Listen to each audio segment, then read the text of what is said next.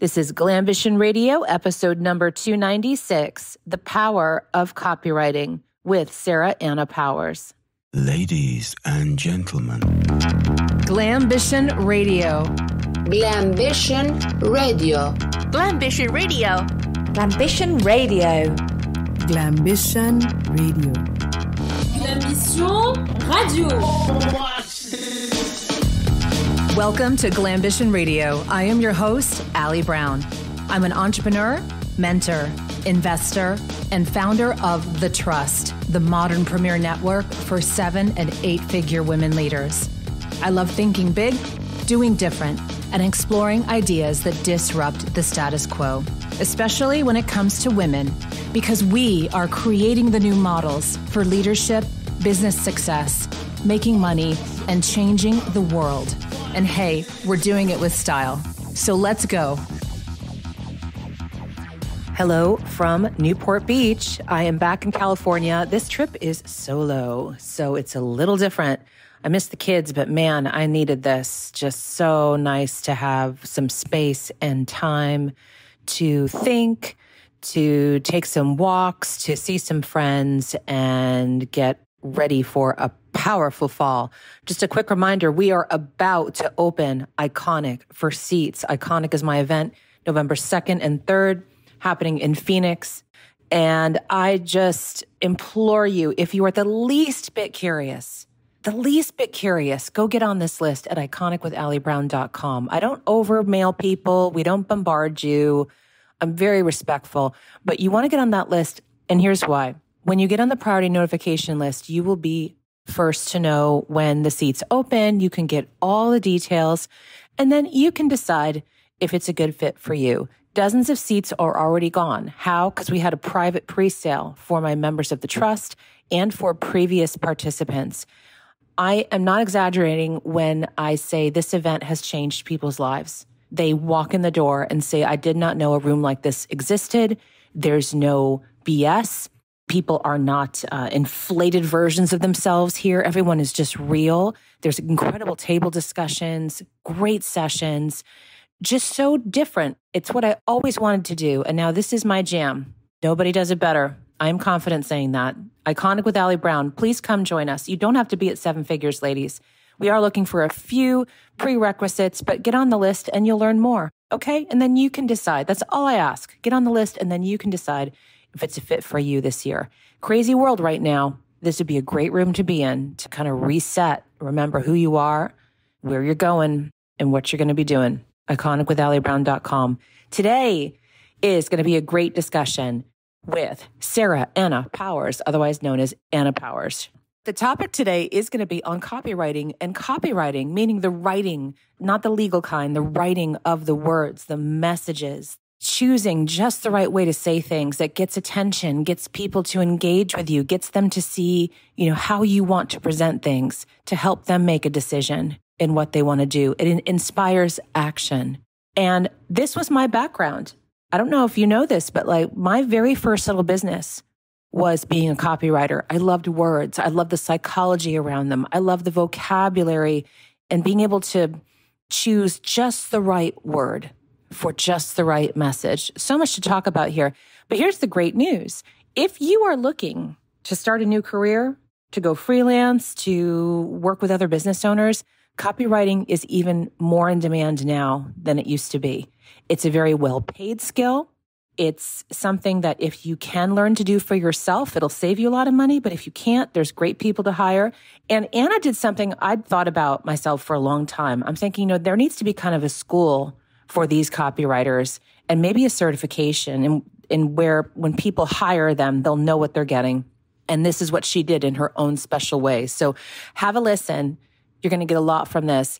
And I can't wait to see you at Iconic with Allie Brown. Get your name in that list, okay? Because we're going to be giving full details very soon. Get ready for a great conversation with Anna Powers. Anna Powers, where are you today? I am in Mississippi in the deep South. I love the Mississippi accent. I think it's just so charming. And I've worked with people who have that accent. Is that where you're from originally? Yeah, I am from here originally. I have lived in several different places, but I've been back here since 2009. So it's definitely, if it went away for a period, it's definitely come back. Okay. Yeah. And I mean, let's be clear that you're cute, but a badass copywriter. Yes, of course. Yeah. So I'm happy to have you on because, you and I got into some great discussions about copywriting and messaging and the importance of this. And then, my background, I started my very first business was as a freelance copywriter. And I'm so grateful for that experience. I mean, it's just something I'm going to use the rest of my career, the rest of my life. It's so amazing. And, in today's, I'm going to jump right into this and then I'd love to, then we'll kind of backtrack. I'm going to bounce around if that's okay. When everyone's now looking at all their choices, my marketing has grown so much, right? Yes. Like the scope of marketing and what marketing can entail. And everyone's obsessed with video now and short things and motion. And when you think about what you're up against with the world of copy and copywriting, why is it standing the test of time? Like, why are people still hiring copywriters and why is it a great career to have?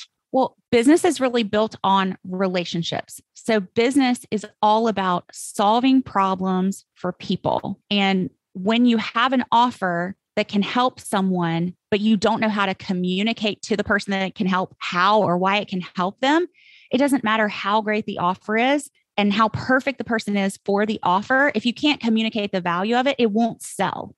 And sales are absolutely necessary for businesses to stay afloat. Cash, sales, profit, those are the lifeblood of businesses. So copy is the skill that allows you to make sales, to serve clients, to put the right offers in front of the right people with the right messaging so that you can actually solve those problems for people. So it's a timeless skill that was around millennia ago that will continue to be around for as long as we're walking around on this planet. People are going to need words to explain what they have to offer. Yeah. Yeah. And I think it's just going to get more in demand. The more madness around us, the more distractions, the more insanity. I think having just the right word when you're trying to convey something, whether it's personally or for your business or a product, it is so important. And to people who may not understand like copy, because I remember the first time I ever heard it, I'm like, copy, what am I copying? Is this like copyright? Is this like a copyright notice in the copy? Explain to me like what a copywriter does. Yeah, it's funny that you asked that because I do come from a legal background and still hold 2 law licenses. And so people sometimes will write in like, can you copyright my songs? And I'm like, okay, that's a different kind of copywriting with an RIGHT.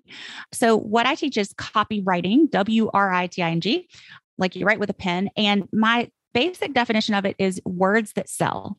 So any words that you're using to sell your offers, your services, or your products, that would be considered copy. So you can quickly see how high the demand for copy is when you think about every business needs words on their website. They need words in their emails. They need words on their product descriptions. They need words on their packaging. Like copy is everywhere. It's a skill that if you run a business, you can't get away from it. You have to either know how to do it well, or you have to have someone on your team who can do it well if you want to really grow. Mm-hmm.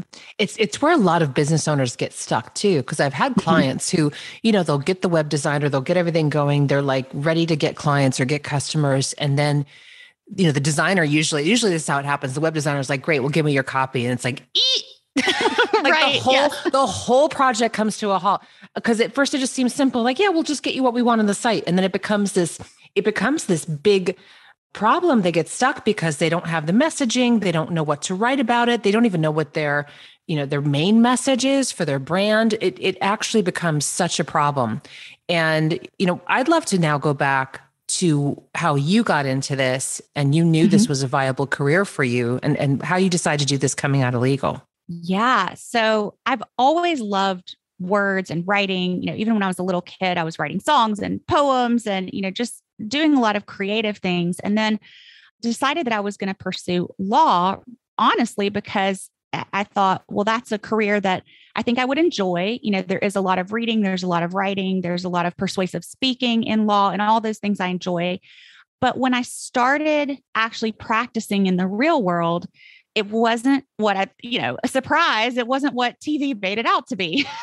And so mostly what I was doing, I was researching and writing in my beautiful office, but, by myself for 12 hours a day. I mean, I'd have a little 20, 30-minute lunch break with the other attorneys. And then I was just kind of on my own. And, you know me well enough to know I'm a people person. I like interacting with people. And so I started really wondering, what could I do that would use the skills that I've cultivated, but that would be more fulfilling to me, that would also make me a nice living? Because, as a practicing attorney, you have a pretty decent quality of life. And I really didn't want to have worked that hard to then, take a fulfilling job, but that didn't, that paid me a third as much and kind of scrape by.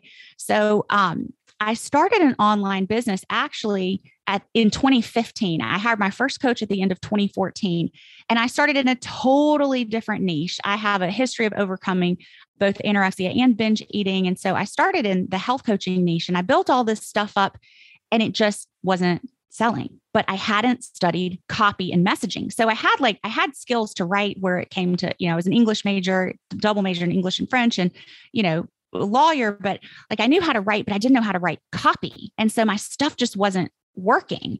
But I got a little taste of what copy was as I was building that health coaching business. And it kind of dawned on me, okay, wait a second. What am I doing? I love words. What if I just set aside this health coaching stuff, which, of course, I want women to love their bodies, but that it honestly never felt like this is where I want to hang my business hat. It was more of what my very first coach said, oh, that's your experience. Just do that. Right. And I was like, okay. Right. A lot of people start from there. What's your story? And then, how can you translate that? It's your it's like your first coming out party. It's your first way to get online. And I don't regret it for a second. I'm so grateful to her because, she's the one who got me started on the path. And had I not gone into that niche, I would never have discovered copy and that copy was even a thing. But I started thinking wait a second, I've put together this website. I've started to look into copy a little bit. What if I just set all this health coaching aside and go full force into copywriting? And so that's what I did at the end of 2016. I just completely switched over. I first actually switched. I was I'll do business coaching, but I'm not making a lot of money. So I have to be authentic in how I hold myself out as to what I can help people with. So that's how I started cultivating the niche of copy, because I was okay, copy is a specific skill that I am willing to put the time to invest in the training, the best training I can get. I worked with Ray Edwards, who's one of the top copywriters in the world, to really hone that skill. And so at the end of 2016, started offering copywriting, and you were doing it for people, not teaching. I did it. Yeah. Okay. I started doing it for people 100%. Yeah.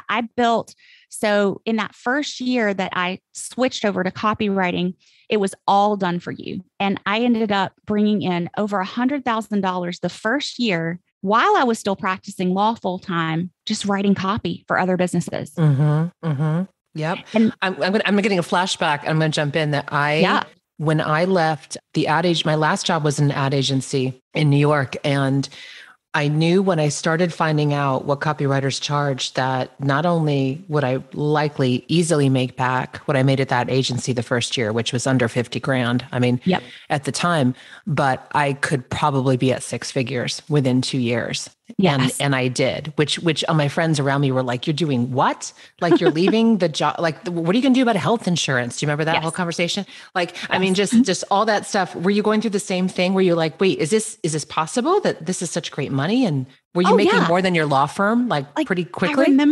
I remember. So how it started for me is, I had made some of these friends in the coaching industry. And when I switched my niche, I just told my friends, I was like, hey, I'm going to write copy now. I'm studying copywriting. And so one of them happened to be a web designer. And to your point, web designers get clients all the time who didn't even know that they needed it. So she was like, here, I have a little test project for you.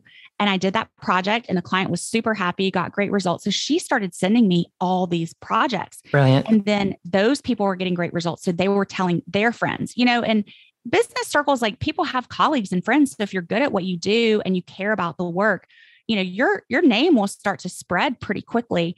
And it got to the point, Allie, where there was a week when I turned down between 9 and 12,000. I don't remember the exact amount, but it was like in 1 week, I turned down $9,000 to $12,000 in copywriting projects simply because like I knew the only way I could take them was if I literally didn't sleep because I was that booked up already.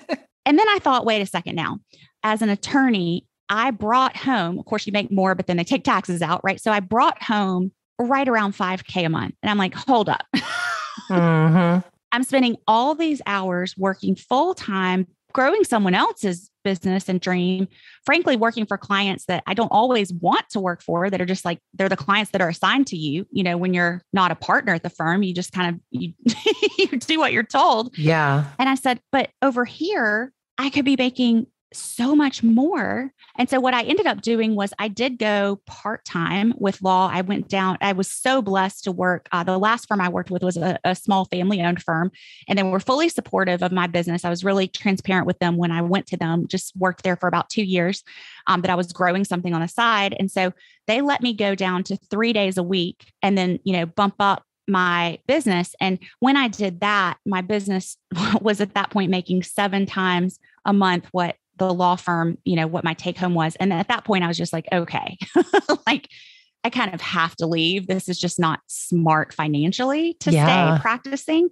But that's the way I did it, which I'm a risk taker in some ways, but I'm also, pretty conservative with risk in other ways. At the time I was not married and I'm thinking, mortgage and I had the exact health insurance conversation with, I remember my mom was like, what are you going to do about health insurance? I was like, Mom, I'm making 7 times a month what I used to make, and health insurance is like $500 a month. I can swing it.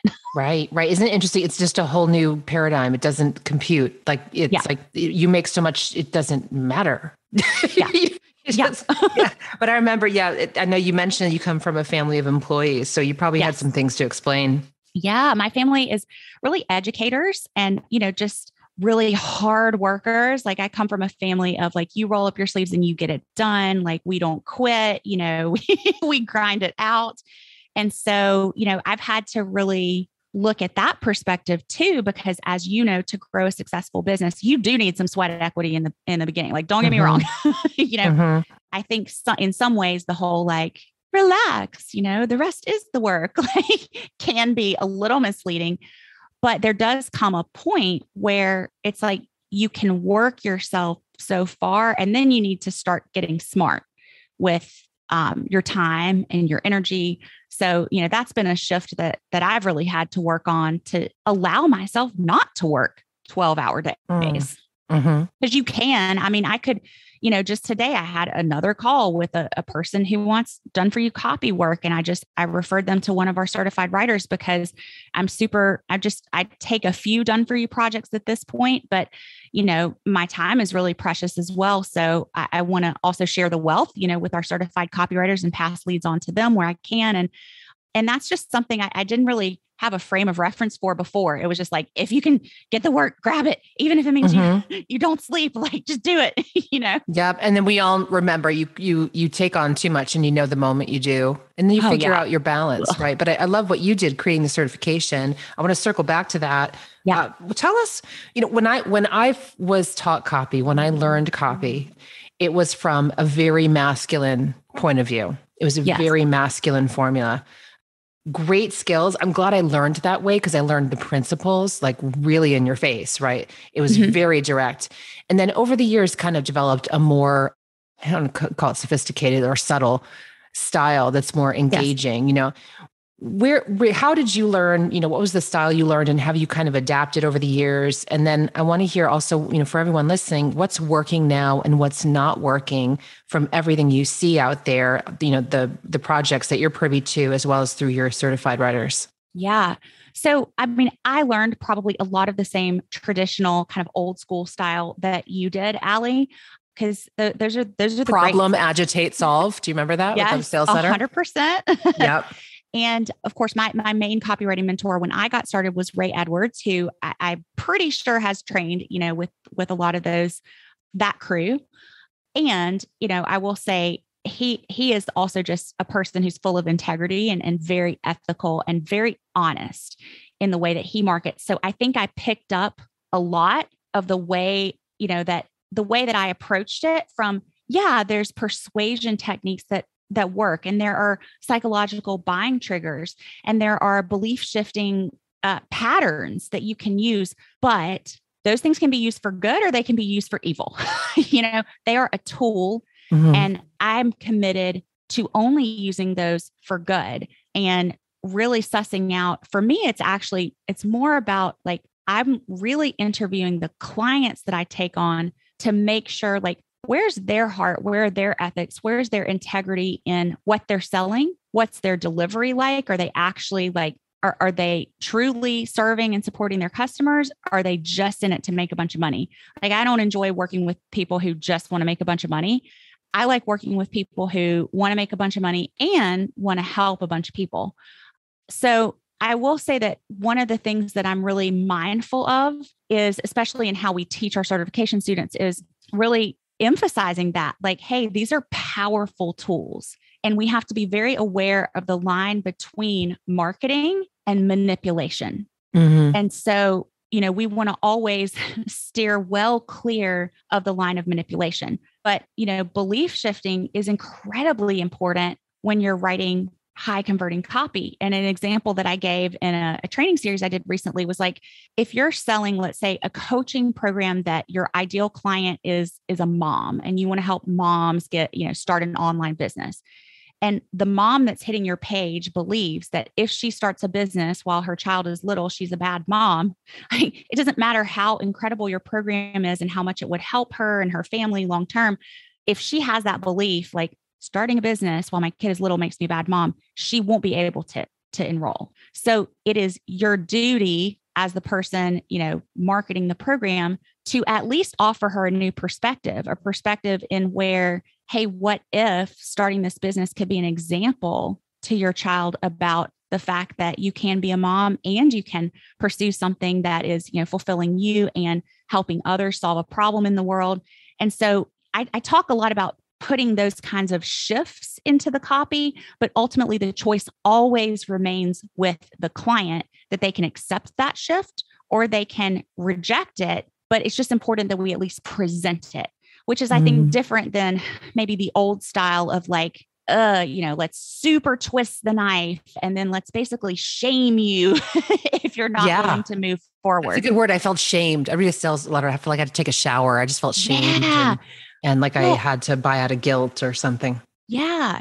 And speaking of what's working now and what's not working now, is I'm not seeing that kind of copy work now because people are getting wiser. There are more businesses going online. People have more choices. And so back in the day, there were the few titans and, you kind of were a little limited in your options, but now people have a lot of options. And I think people are smarter sometimes than we give them credit for, and they can really sniff out that insincerity and it feels gross, and you're like, ugh, I feel worse after reading your thing. I mean, I don't want to work with you. I want to work with someone who acknowledges that I'm in a struggle, but also is, I would say a great word is compassionate, has some empathy about how you ended up in that struggle and has a solution that they can compassionately walk you through versus, shaming you for your past decisions. Mm-hmm. When we talk about copy, we talk about conversion. I want everyone to follow along that converting is converting, for example, people to become a lead, to sign up for something, or converting a lead to a sale. I'd love you to share a bit about what you focus on with conversion copy. Yeah. So I'm really looking to walk people up. I call it the 4 C's. So it's an easy way to remember it. I love alliteration. So I'm looking to connect with someone first. So when I'm teaching our writers, like, how do you start out, whether it's an email or a sales page, like, we're looking to show the person reading the page that you get it, that you understand. And that's why we actually have a specific, it's called the Gain Copy Research Blueprint, that we teach our certified writers, which includes a step of interviewing the client that you're writing for, interviewing their clients, which so many copywriters don't do. And I was like, why are you not talking to the people who could give you the information that you need? And the words, yeah. Right. The specific words, because I don't remember who said this quote, but there's a quote that what's personal is universal. And I think sometimes people are scared to put in specificity because they're like, well, that specific example won't apply to everyone. But with specificity, the specific example may not apply to that person, but they'll immediately start racking their brain for like a similar story. Anyways, taking it back to the 4 C's, we'll connect first. And that really starts with understanding who your client is. And actually, you got to talk to them. You got to do some interviews. And we teach our certified writers exactly what questions to ask to get the information that they need. But, things like, what were you struggling with before you found this offer? How long had you been struggling with it?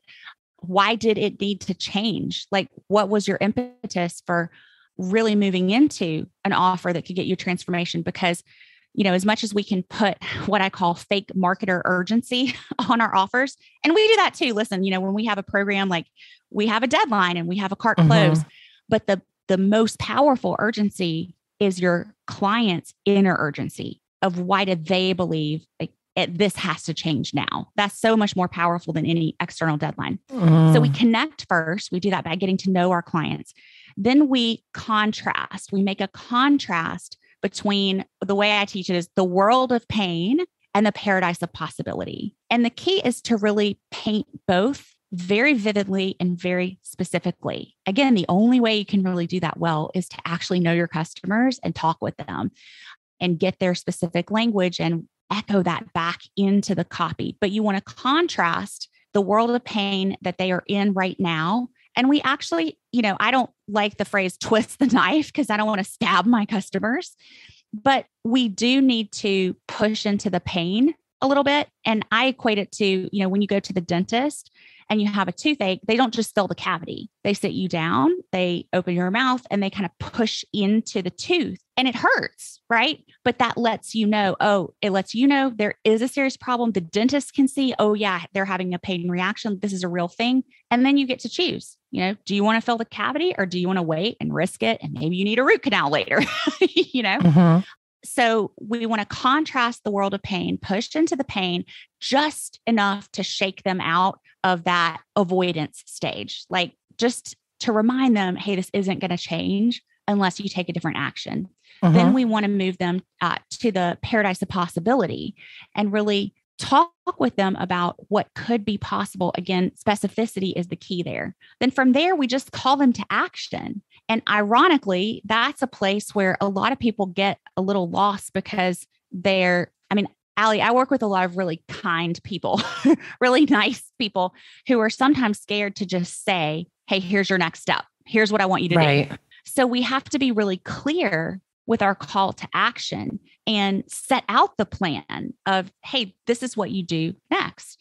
And then from there, that if you do that connection, the contrast and the call to action properly, you will end up with that conversion with the right client, which is the only client that we want to convert. What I like about how copywriters think, and your formula does a great job with this, is that it's our job to make sure they don't have to connect the dots. Yes, that's exactly it. And I remember talking with clients about this sometimes when they were working on their copy. And I'm like, you don't overlook the obvious, make it real basic. And you were helping them make the best decision for them by getting all the information that they need, right? What's worst case, like the pain, like for example, like reminding them of the problems they could have. You're doing them a service with that, actually. When you're doing it in a way with an integrity, here's the problem. Here's the solution, but like kind of giving them that whole scope of the information, and not just the information, but the whole scenario, even emotionally, like to help them make that decision. And that's how I see it. I see it as a service that you're saving them time. You're getting them what they need to move forward if they choose to do so. Yes. And a lot of people are really good with the contrast. They're really good at one or the other. Like they're, old school marketers, great at pushing into the pain, but then you feel terrible after you read the page and you're like, ugh, I don't want to work with you. Or, they're really great at painting the possibility, but they never really touched on the pain to where the person reading the page feels like they need to make a shift.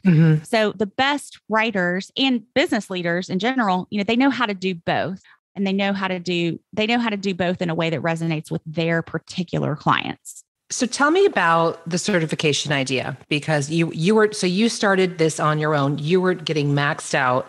Yeah. Did you start to need somewhere to send referrals, or people asking you for training? How did it happen? Yes. So 2017 was really the year of done for you copy. And then in 2018, I left law, went full-time in my business and started building out coaching programs. And I had, messaging programs, but they were not teaching copywriters. They were teaching business owners how to write like basic copy for their business. So I was teaching some copy, but not teaching it to the level that you would, want to know it to go out and sell it to other people. So we were kind of running almost like two businesses. I was running like coaching programs, mastermind, group coaching. And then I was still doing done for you copy because I love done for you copy. And it's just, again, it's such a necessary skill in business.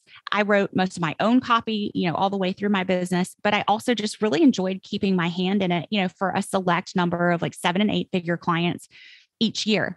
Well, in 2020, when everything went a little cuckoo, the demand just ticked up so dramatically that I really started to pay attention. Like, okay, something's happening here and there's no way that I can take all these clients. So what was happening is, I'm getting all these people are filling out my intake form, yada, yada. I'll get on the call with them and I'm like, okay, I can help you in 4 months, and sometimes people can wait that long, but oftentimes they want to get started faster. So I was referring them out to colleagues, but, I didn't train my colleagues and they don't necessarily have the same process and the same system that I do, and may not necessarily always get the same kind of results that I could. And so I started thinking about, what if I started training copywriters? And I will say that in our group coaching programs and our masterminds, that were just for general business owners, whenever I would teach copy specifically, it was like my favorite thing, because I've just poured so much into it and so many hours. And when I would get the occasional client who was a copywriter, I was always like, oh yes, we can take you to 6 figures, like almost immediately, I can't wait to help you. And so I thought, why am I not just teaching copywriters? And the reason why was kind of like, well, I've spent all these years, yes, building a done for you copywriting business, but also building all these coaching programs. So I don't even know if my list will even be interested in a copywriting certification. Mm-hmm. So I thought the only way to know is to test it. And so in the spring of 2021, I just sent out an email that basically was gauging interest, like, call to action. And I'll credit my friend and mentor, James Wedmore, with this call to action, because this one was his suggestion, but he said, hey, the call to action on this email, make it, if you're interested at all in getting certified to write copy, reply with on the scale of 1 to 10 with how interested you are. And that was brilliant because it really let me see, it's one thing if someone says, yes, I'm interested, or no, I'm not. But when you're getting all these messages that are like 8 with 2 paragraphs about why they're an 8 and not a 10, or 9 with, I would be a 10 except for this one thing, or 10, oh my gosh, I've been waiting for you to open this kind of a program. Where can I sign up? It was just, I was like, whoa, we got so many responses and so many, 8 to 10 responses that I thought, okay, we're going to do this. So we offered a beta. We put 20 people into the beta at $2,500 each. So we had a little 50K beta launch before the program was created. And I closed down, Allie, almost all of my other programs. We closed our mastermind that we had been charging tens of thousands per year for. We closed my group coaching. So, it was a big leap for me because we had things that were proven and that were working, but I knew time and bandwidth wise to make the certification what I wanted it to be. I needed to pour my full focus there. So we served those clients. They started getting incredible results, results like I had not seen in any of my other programs. And I just knew, okay, this is it. Like we're doing it. So we relaunched it to the public last fall, had another, successful group of clients go through. And then actually we're recording this on our cart close day for our 2022 cohort. And it's just been such a blast because, we have we serve all levels of writers. We've had, a copywriter come in who was already making six figures, who wanted to get to multiple six.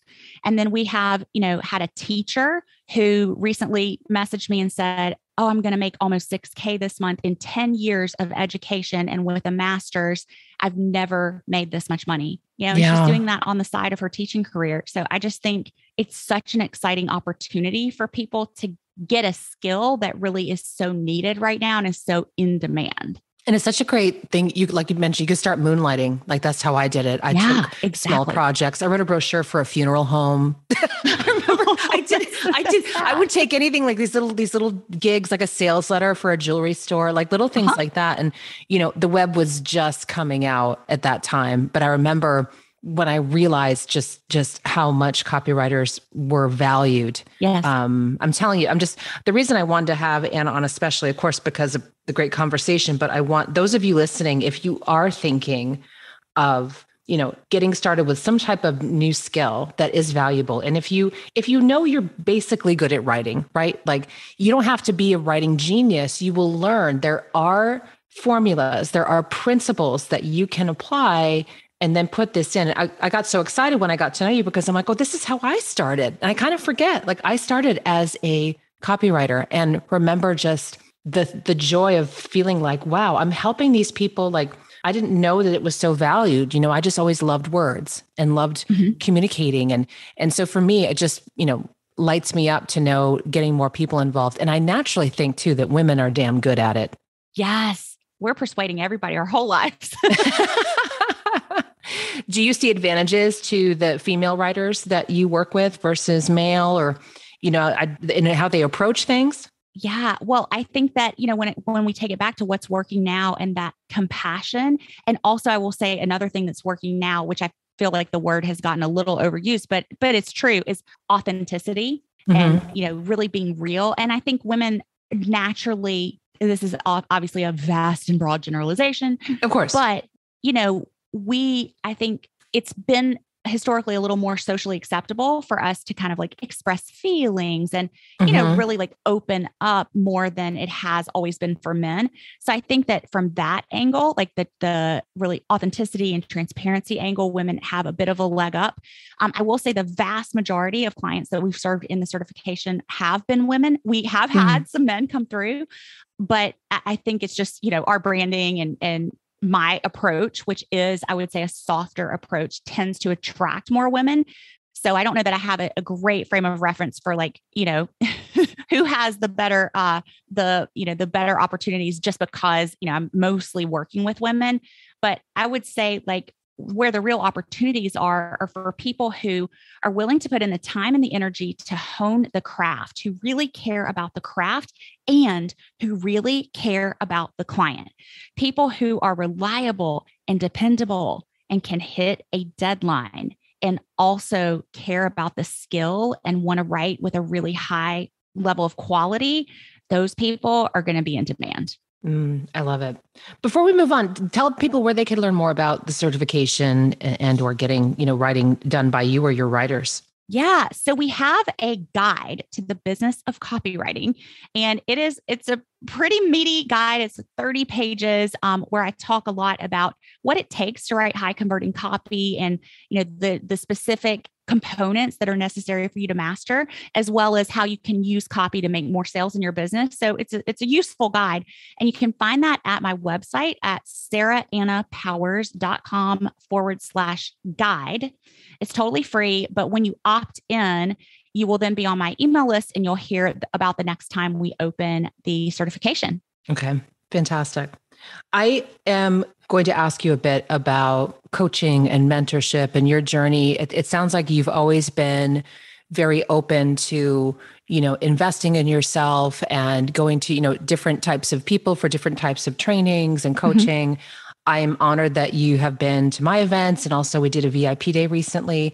Would you mind sharing a bit with, everyone about your mentoring journey, like why and how, you ended up working with different types of mentors and coaches? Allie, I have known about you at least since 2016, if not 2015, like pretty much at the beginning of my business journey, and listened to this very podcast. So this is a fun full circle moment for me. But I always, I guess I just always I'm one of those people that I want to give the best that I can to those around me. So if I'm working with a client, I want them to get the very best result. Like I want them to get the best of me and everything that I can offer. And so in order to give the best, I also feel like I need to receive the best. So I have always tried to seek out mentors who are the top of the field. And Allie, you're known as the person who works with 7- and 8-figure business owners, particularly women. And so you were on my radar for years. And I think I told you the first time I got to attend Iconic, I had my eye on the event for several years before, but it just happened to be the same dates as a mastermind that I was committed to that was, pretty high level group that I had made a commitment to.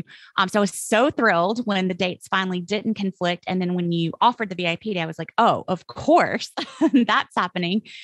So I just think there's so much value in taking some lessons and some wisdom and some shortcuts from the people who have gone before you, because, Allie, sitting down with you for 5 to 6 hours, like that's not 5 to 6 hours. That's several decades of your wisdom and your experience in our industry that I can be sharing a certain scenario or, question that I'm pondering in my business. And you've been there and you can quickly guide me in a way that, I could walk through it myself and, maybe have a similar answer in a year and a half, 2 years, or I could get it in a day, so I would much prefer to have it faster and also just have that wisdom from someone who's gone before me and created not just the kind of business that I want, but it's important to me when I choose a mentor that they also have the kind of life that I want. Because I think there are also mentors that, built great businesses, but you kind of look at their lives and it's not really necessarily a lifestyle you would want. So I'm always looking for people who really have the both and, a thriving business and also a healthy personal life and, some fun mixed in there. Goodness. Yeah. Yeah. Well, it was so great to get to know you during that day and understand also the depth of your work and what you do with people. And so I just can't say enough about copywriting as a skill. I'm glad it's still around. And hasn't been written off. And in fact, I know that you think that it's going to be more in demand than ever as we go into maybe another round of, some tougher times for business owners. Yeah. Well, it's what I've seen, personally in our own business is as we move into, economic uncertainty, as the news loves to tell us. The thing is, yes, businesses in times of economic uncertainty, they're looking to make cuts. They're looking to, take away any expenses that they can. But the one expense they won't remove is the expense that makes them more money than it costs them, which is what a copywriter can do. We actually hired one of our certified writers to write a series of 4 emails for us for a little small upsell campaign to a small segment of our list.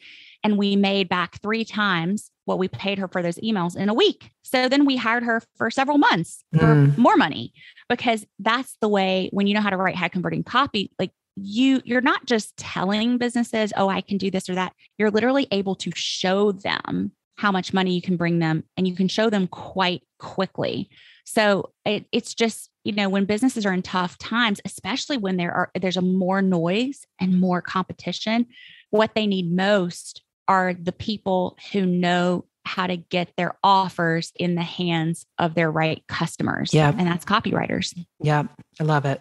So to wrap up, Anna, can you share 3 great pieces of advice for all the women listening? Yes. So the very first one, I love this question, by the way. I was so excited I get to answer this. The very first one is something that my dad told me when I was, I think I was 15. He said, it's good to be popular. It's better to be respected, and it's best to respect yourself. And that has really stuck with me. There's a whole backstory there about why we were having a conversation like that. But, of course we want people to like us, but ultimately, it's better to be respected than to just be liked. And the bottom line is really like, do you respect yourself at the end of the day? Are you proud of who you're being and what you're doing, the work that you're putting out into the world? And that's really it.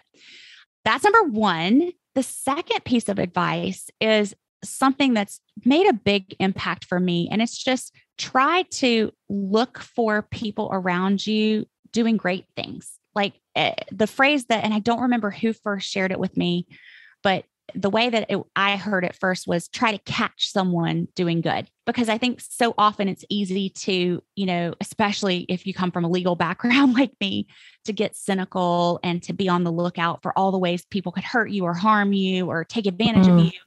And, we need to be wise and be aware, but I think it served me very well to actively look for ways that people are helping me, supporting me, just generally being awesome themselves. Like, just look for people being awesome in the world and appreciate that, because there are a lot of great people with good hearts in the world. And I think if we get what we look for. So if we'll just look for them more, we'll see more. That's really true. Yeah. And then the final one is trust yourself. And that's been a huge lesson for me, is just, we know, especially as women, when we get that little, like we're going to move forward with something and then we get that little check in our spirit. I'm a person of faith, so I call it Holy Spirit intuition. But, I think we all have that inside of us, that just spirit check where it's, oh, something's off here. And too often, we'll push forwards anyways, because sometimes you maybe can't find a logical reason that something's off. You just feel it. So you're like, oh, but logically it's fine. And you go forward. And I think it's particularly important to hone that intuition in business, because you can feel it when something's off and you can feel it when something's right. And sometimes the right things don't logically make sense either. Some of the mentorship that I've invested in over the years, like people would have said, oh my gosh, you're crazy, to invest that much, but it served me so well. And I always was checking in with, that inner guidance of, is this my next right step? And when you feel that it's a yes, you do it. And when you feel that it's a no, you do not do it because you will learn a lesson. Yep. I've never had someone follow that feeling and regret it. Anyone I've coached, it's whether it's a big yes or a big no, right? Yes. Whether it's an investment or making a business move or something personally. So I love this. Anna, thanks for your energy and just your positivity and optimism. And you make me want to be a copywriter again. I love it. Maybe I should just wouldn't that solve a lot of problems? I don't have to post on Instagram and you don't have to hire anybody else. When I went through that, you can just make money doing a skill. Like, I think for a lot of people, that's a huge relief. Like, I don't have to do TikTok videos. No, you can make plenty. I think that should be in your marketing, by the way. Make plenty of money without bothering to be social.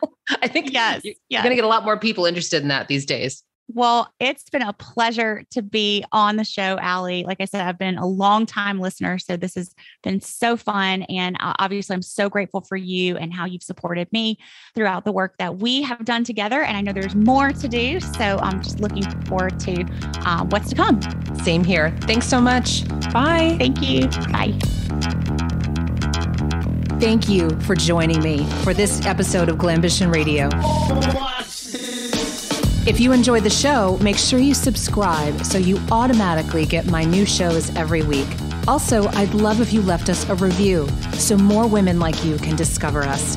We're on Apple Podcasts, Stitcher, Spotify, Pandora, and other major platforms. And I'd love to hear from you personally. Come join the conversation on social. Instagram is my happy place lately, and that's Allie Brown Official, but you can find links to my other platforms at alliebrown.com. Glambition Radio is the elevated conversation for women leaders, and I'm honored you tuned in.